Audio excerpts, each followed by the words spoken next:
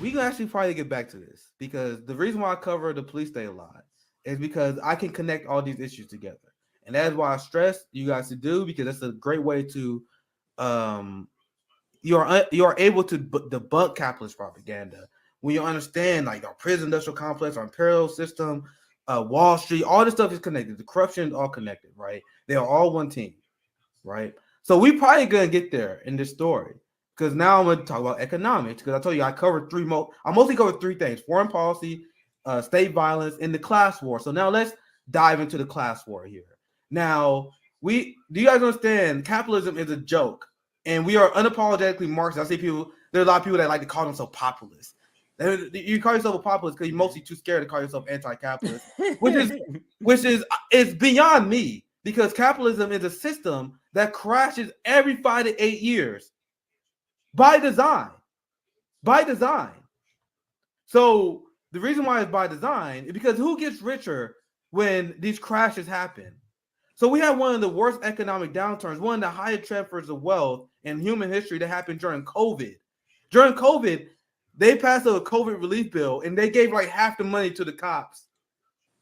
Like they use any disaster they can to wage class warfare. Now, what has been the result of this? Now, let's go to this story, and I would love to get Chuck and CJ's opinion on this.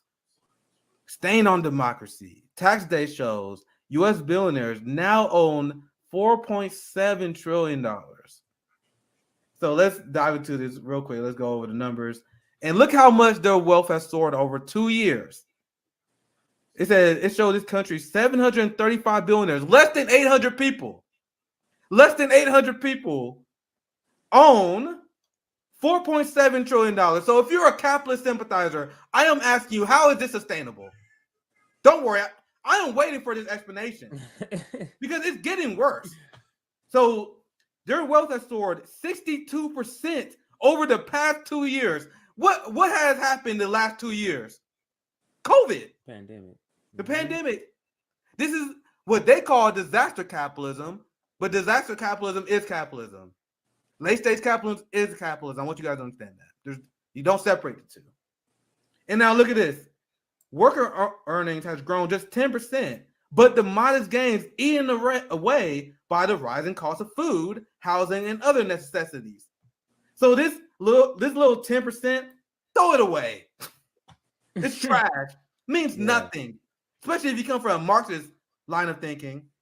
Now I'm presenting this, so feel free to interrupt anytime you guys want, CJ. Actually, I take this time. You guys have any thoughts before I move on?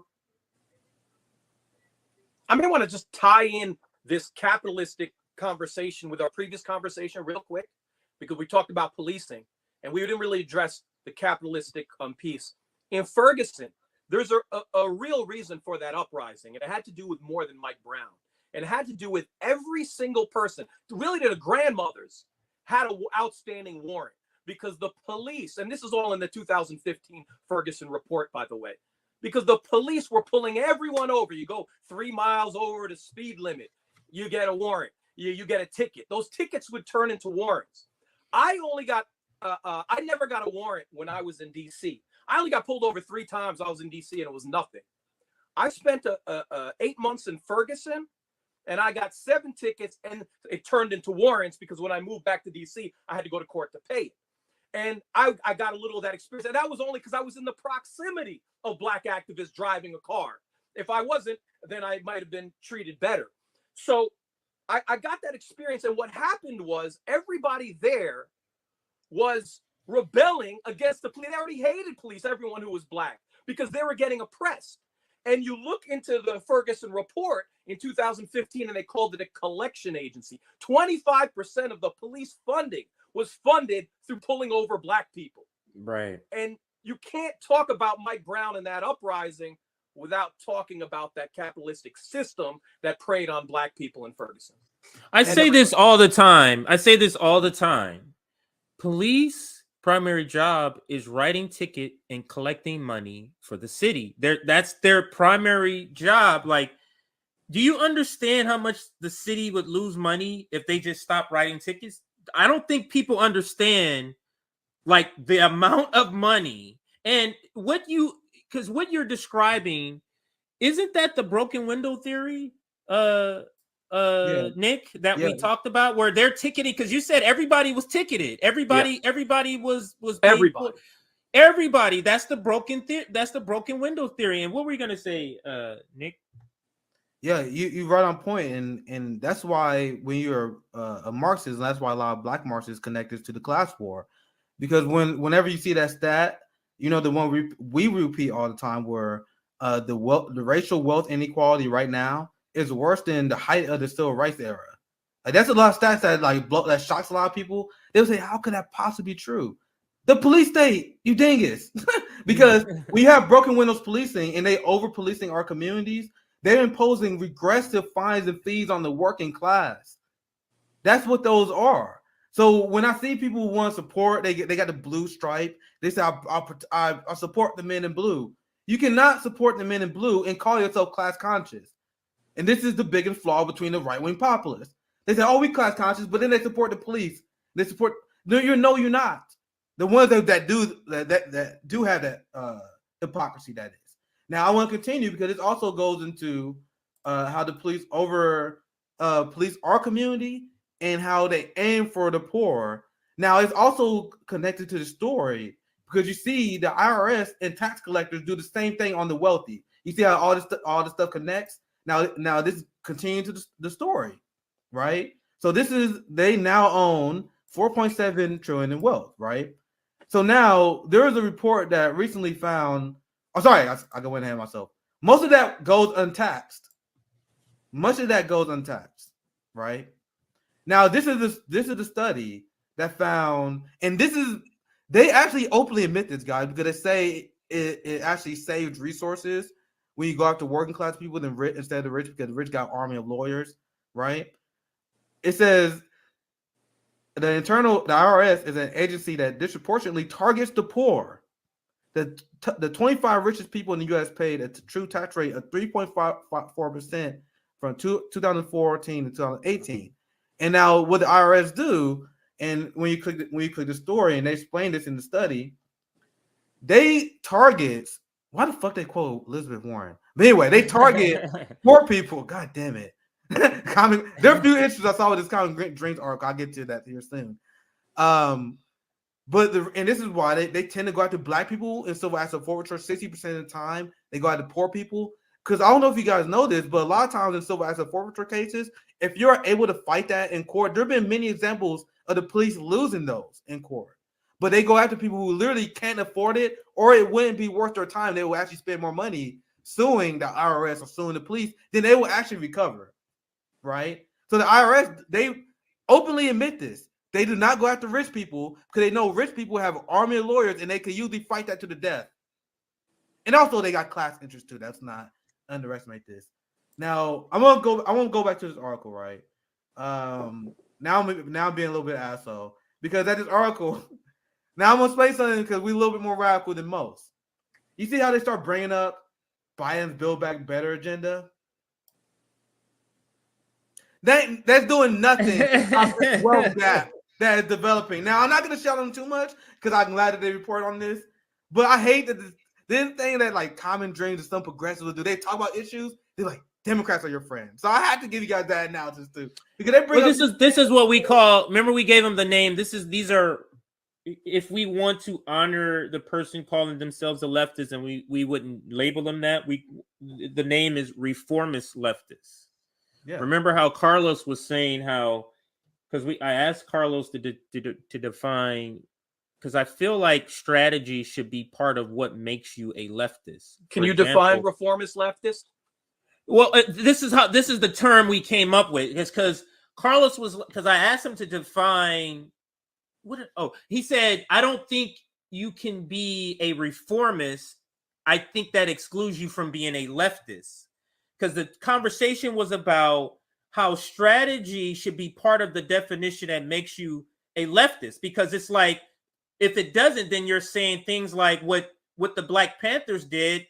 The strategy they used to do didn't matter. Like they could have done it a different way, a more civil way, a more way that didn't disrupt it. And so the conversation was about how strategy should be part of what makes you a leftist, and that's where the term reformist leftist came out of. It's just a person who calls himself a leftist, but they're more about making reforms, right? And then we're more of making revolutionary changes. So maybe we should call ourselves revolutionary leftists.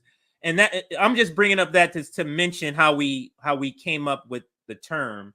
So I think anyway, that's the backstory of how we came I found a gem here too, and the gem is actually perfect in this article, which explains the topic that we were talking about. Here, let's check this out. Look at this. So this is what we mean. And now I told you guys I'm a nitpicky asshole at times, right? But the reason why I do this because I want you to know the difference between our politics and the people who say they are even the reformists, right? The social democrats. And that's what Carlos is saying. They say you can't say you're a leftist when you're trying to reform an inherently racist system like capitalism instead of doing what our Marxist leaders and revolutionary thinkers said we should do. We should be trying to completely dismantle this system through revolution so we can rebuild it through a Marxist and socialist lens. And that's not him just saying. He said this is what people who created socialism said we should do. So whatever you guys are doing is different from being a leftist. So just be honest and say that. That's the point that Carlos is making. Now look at this. Now this is the article which pretends that these Democrat reforms are going to be enough. Now I'm internationally honest enough to say these are better than the system that we have now, right? But this is the criticism that Michael Prenti had. Now I'm gonna read this part and I'm gonna get to that. Oxfam knows that Elizabeth Warren, you see the person they always want to prop up, wealth tax will yield $113 billion in federal revenue from billionaires in 2022, enough to fund the extension on child tax credit, affordable child care, all this stuff, right? So now let me explain to you what Michael Prenti criticism of Bernie Sanders and they always want to prop up Elizabeth Warren, even though you guys know Elizabeth Warren wealth tax is trash, and Bernie Sanders wealth tax. I'm trying to remember it because I used to talk about this all the time when I worked for Bernie campaign. Well, Bernie wealth tax went way further than Elizabeth Warren because it kicked in at a lower number. I think at lower income level and charged them more. But even that, this whole concept of like just taxing the rich, that's not enough. We need to talk about seizing the means of production. Like even this amount of money is not enough to fund the shit that we are talking about. You see how they brought up child tax credit? Like we talking about having a nationalized healthcare system as the end goal as a socialist.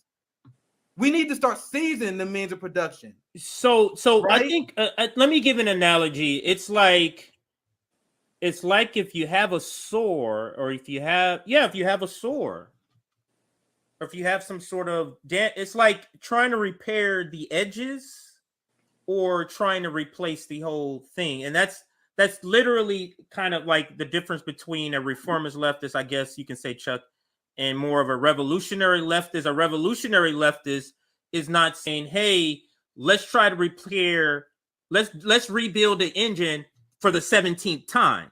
Right. I'm more revolutionary. Let's replace the entire engine. And I think we were trying to come up with a better way to describe the old left and the new left. But you've heard all of this discussion. Does this give you any better understanding of what we mean, or what is your take on all of this and this sort of topic that we're talking about? With, I mean, I struggle with this all the time because in theory, I want revolution. Who doesn't? I do get criticized. The thing is, sometimes being reformist, but I don't call it reform. I just call it relief, because reform means like you're solving a problem. Relief means you're just, people are suffering. And sometimes I find myself, I want less people suffering. And it's an ethical question. It's hard to deal with. Sometimes we don't know how to deal with it. So let me give you an example. I'm for abolish the police. I wasn't like that. I wasn't like that 5-6 years ago. I wasn't like that in Ferguson. I'm a reform liberal. I had to, get here by bumping my head over and over and over. But like, let's take defund the police, right? If we could cut the police force in half tomorrow, yeah, I'm for that, because I feel it could be on the path to abolish. It could be on the path to abolish if people see that we don't need police. Maybe abolish could be the next step. So I wouldn't necessarily say defund the police is reform because it's on the path. It's when something is off the path. And you both might disagree with me on this, but this is just sort of maybe No, I the actually agree with this point.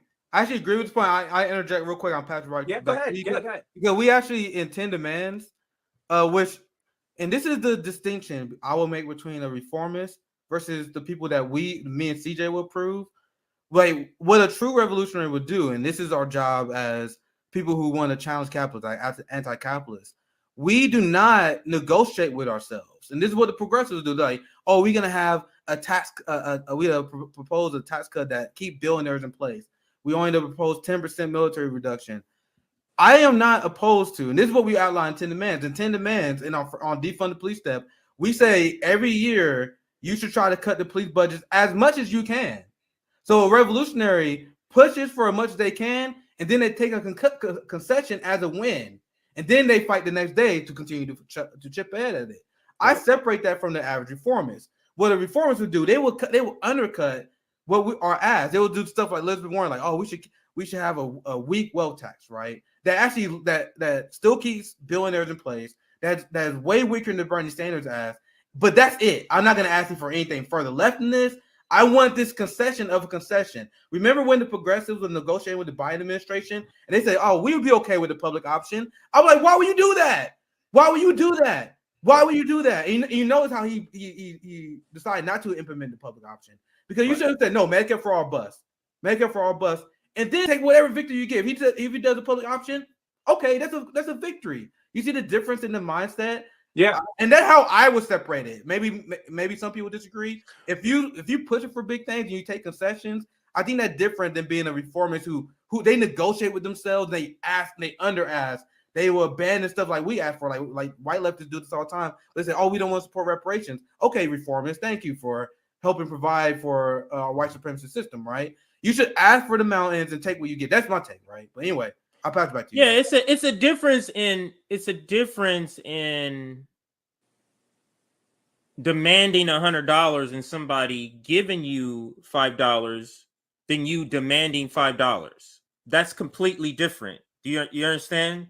Like, that's completely different. Even though you could receive the same money, but the other person is not demanding $5, even if that's what they receive. So I didn't know that defund the police was looked at as a reformist policy. Is that looked at as a reformist policy? No, what we try to educate people at 10 Demand, because it's a step. Yeah, bro, it's a maybe road, I'm getting ahead of my step. Road to abolition, and we're not the only group. We're not the only group. It's just like communism.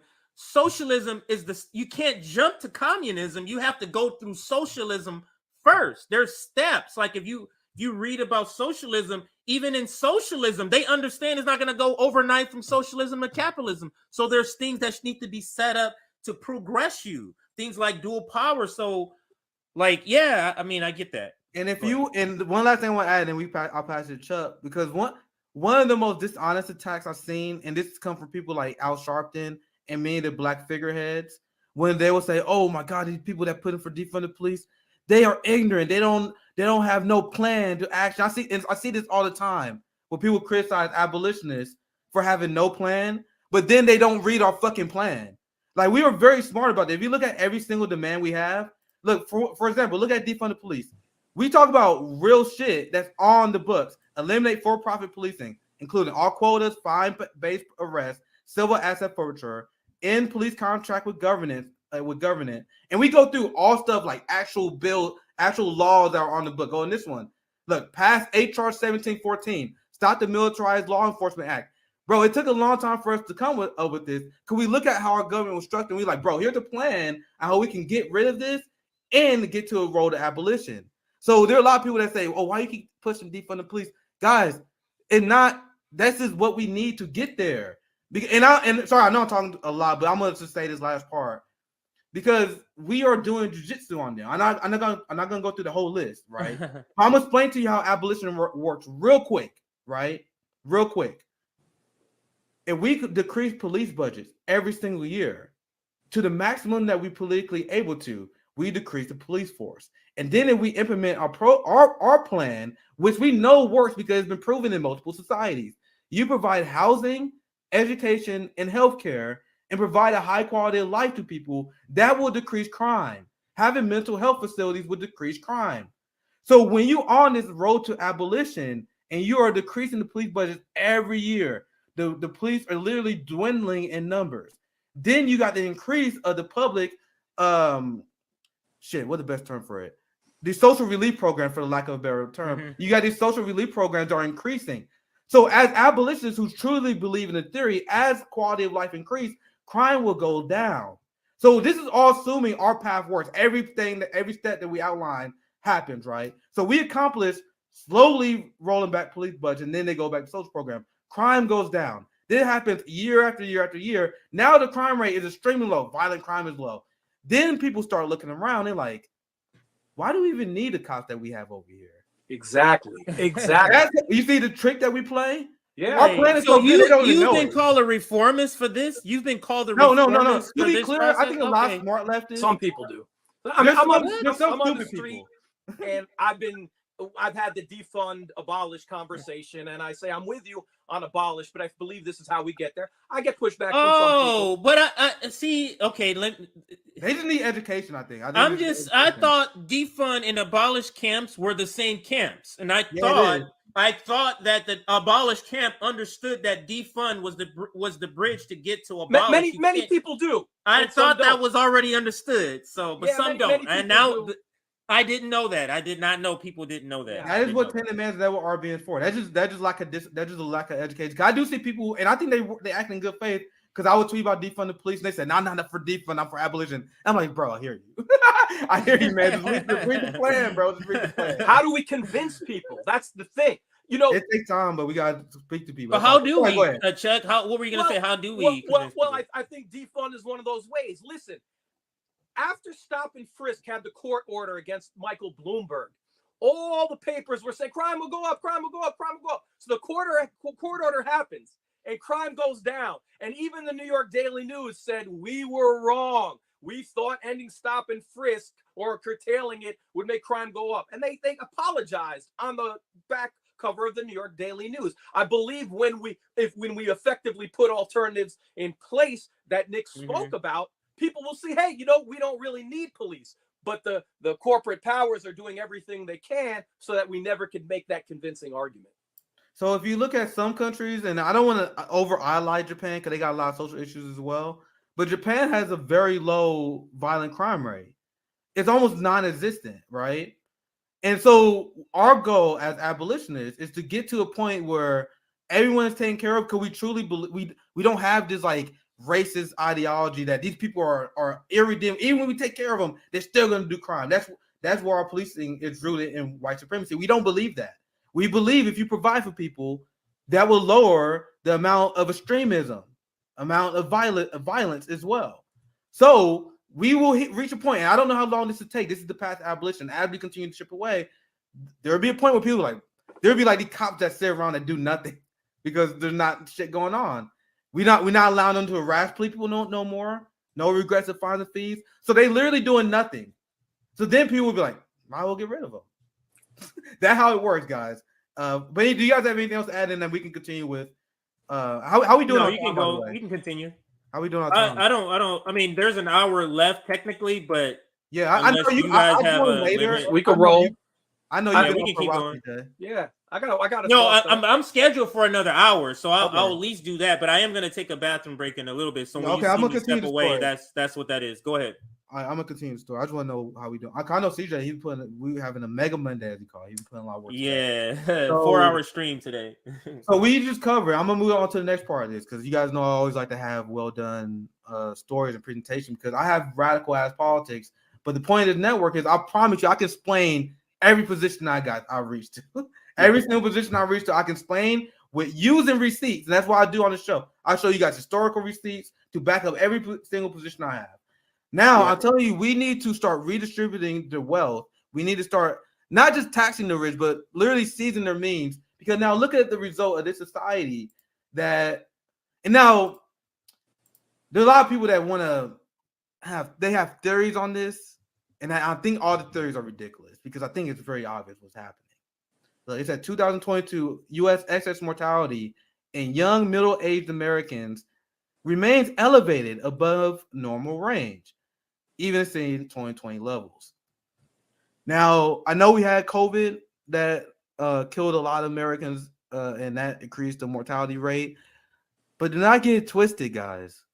The mortality rate, the life expectancy in this country has been dropping before COVID. And as a Marxist and as someone who's an anti-capitalist, it's my job to remind you, because this is actually, I found this source, and then I saw like a few of the comments, and I'm like, oh shit, I think this is a right-winger. Because you see, this is what a lot of right-wingers do. They start bringing like, oh, it's the vax mandates, oh, it's because of this, because of that, or this culture war issue. It's capitalism, guys. Cuba had a blockade, literally economic sanction on their country for decades that cost them billions of dollars. And they have a higher life expectancy rate than we do. All the other countries are going through COVID. They don't have the amount of death that we do because we are massively unhealthy people.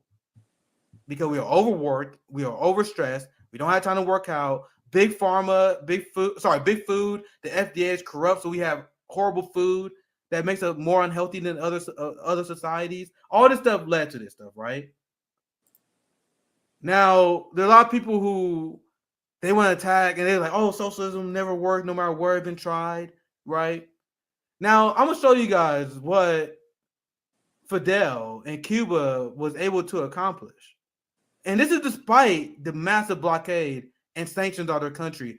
And I'll show you that other stuff for a reason. Why our mortality continued to fall, why our life expectancy continued to fall, as racial income inequality continuing to get worse. More people are going homeless. This is what they accomplished in their country, right? The only country in America is without child malnourishment. Declare international paradise for infants because their infant mortality rate is like our infant mortality rate in America is among the highest in the West because our capitalist healthcare system and our death cult society that we live in. Lowest child death rate in America. 130,000 medical school graduates since 1961. A student-teacher ratio of 10 to 1. I will have to ask Savvy what's the ratio here. Eliminated homelessness. A lot of capitalists trying to pretend that's not possible. Developed 4 vaccines against cancer. 54% of the national budget is used for social services.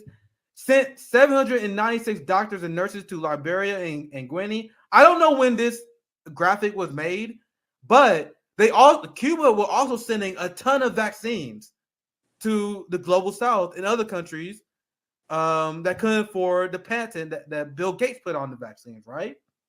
So Cuba, even if you like, there are a lot of people who, sorry, I'm not gonna go there. Best education system in Latin America. One of the best human development indexes. First country to eliminate mother-to-child transmission of HIV. So I'm just here to remind you guys that socialism has never failed.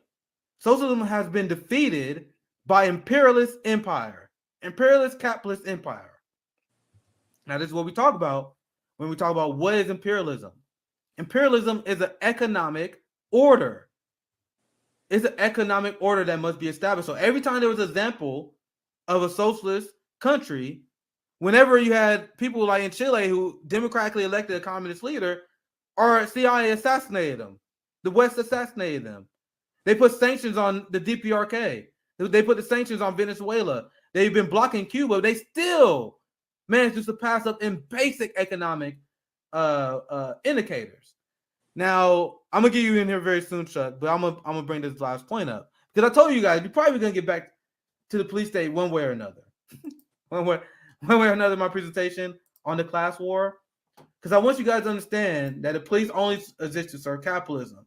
So as our late stage capitalism continue to get worse, as infant mortality continue to get worse, as our life expectancy continue to get worse, and I'm telling you guys, this number, so I'll pull it up again. This trend is not changing anytime soon. Not in 2023 is going to be worse. 2024 is going to be worse because we are in the stage of late stage capitalism when they need to find more. They need to find more revenues, even though they already have it all. So where they get that? They get that from labor values. So how do you keep this population that is starting to see the game, right? Even if they're not as radical as I am. They're starting to see this sham of a capitalist system, right? This is what Democrats are doing. This is why I tweeted, the United States is an authoritarian police state hellhole. How dare the United States think they have the right to lecture anyone regarding human rights and decency? Because New York Mayor Eric Adams, and this is a trend, he's getting a lot of publicity, but there has been a war on the homelessness that has been launched by, and I assume there are Republican mayors as well, but largely Democratic mayors. There's a video that we played where there were homeless people in California that were forcibly evicted or homeless on gunpoint. And they are stealing the property of the homeless people. And I'm going to explain this concept very quick. I'm sorry I've been going for a while. I'm going to get keep going. So they usually give warnings, despite how fucked up it is that they do. They're like, okay, we're going to raid this camp, get your shit and leave, or we'll take your stuff. The police state has become so rapacious that they are not even giving these people warnings now. And by all accounts, they are storming these homeless camps now and pretty much taking everyone's stuff, using civil asset forfeiture, because they say, oh, these people are breaking the law. They should never have been here in the first place. This is now government property. They are stealing from and harassing from the most vulnerable people in our society. This is going to get worse. Because remember, what did Joe Biden say? We're going to fund the police more. Every single Democratic mayor has pledged during their re-elections to fund the police more. So I'm not just being an asshole when I tell you guys the Democratic Party enables white supremacy just like the Republican Party. I'm not letting Republicans off the hook, guys, because they want to fund the police more. But they use the death of George Floyd. They pretend to be on our side. But now, once they got all the power, they're funding the police more. They're fighting the homelessness, the homeless population, illegally stealing their shit, stealing our shit. Cops steal more wealth from the working class through civil asset forfeiture and other penalties than criminals do through criminal burglary, and that's a fact. But right wingers think they like, oh, don't tread on me. You guys see why we covered it? This is their biggest weakness. And I love poking fun at conservatives who think they're for small government. There's no such thing as a conservative. They don't exist. They support a nanny state. But sorry, I'm going to give you, Chuck, I would love to hear your thoughts. Go ahead. Conservative, by definition, the first two areas you'd be against is our military abroad and our police state at home. And if you don't lead with that, you're not a conservative. You're just using this word to cut social services that help human beings. But you're not a conservative. I don't know any conservatives, certainly that exist in practice. I don't know any. Yeah, they don't exist. And I never understand why people run away from this issue or the issue of military, because I live in the red state. I talk to a lot of conservatives. This is my go-to, guys. You guys understand that? Also, because you guys know a lot of rednecks, they love smoking weed. The average Republican voter is to the left of Joe Biden. Like 57% of them are for decriminalizing all drugs. Sorry, let me give it a shot. I think that's for marijuana. Sorry, I don't want to miss. Let's say marijuana. I don't want to mistake myself for there. Let's just say 57% support decriminalizing marijuana. The number is actually high for all drugs too, but I don't want to mistake that. So they are to the left of Joe Biden, and I think the number is like 50% for legalizing marijuana, something like that. So when I actually talk to Republicans, and you guys gotta understand, the average person, they're so stuck in their propaganda bubble, they don't really think about this shit. So I'll talk to conservatives. I'm like, bro, how you say you for small government? How you say you for freedom, but you think the police should lock people up for playing? I lead with that one. They're like, yeah, I don't think they should do that. Okay, why do you think the police should be funding so much? Well, we gotta protect and serve our people. Okay, the police budgets, and I'm an abolition. I love educated people on this shit. Exploded in the 1980s because of the drug war. Yeah. Most of the money that the police spend is spent on enforcing the drug war. That's right. So if you want to end the drug war, you want to do what? By de facto what? Defund the police. That's right. And one last thing I want to say to answer your question, Chuck, because a lot of people have reported on this. I reported on this on the show. Based on what I've seen in the polls, about 1 out of 4 Republicans are actually conservatives. Most people didn't know this. In these polls that they misrepresent all the time in the media, when they ask Republicans, do you believe in decreasing the police budgets and giving that to social services? it's about 13% of Republicans that say they're down for that, and about 12% that say they're unsure. And I would add to that 25%. 25% of Republicans were very amenable to Medicare for all. Medicare for all was the greatest crossover issue across the aisle that existed. But over 50% support a public option, Chuck. You know that? Wow. No, I didn't. It's even higher for a public option. But go ahead. I didn't even know. Well, the thing is, Republicans, they have crappy, shitty health care too. So it's something that they can understand, that when their families are dying. So you actually had some inroads, and Bernie was making some inroads in the conservative circle. But we've been brainwashed by media that you have to go over to the right wing to move people and meet in the middle, as opposed to stand by your principal stands, and they will come over on something like Medicare for all. Have that union on your terms, on your human rights terms.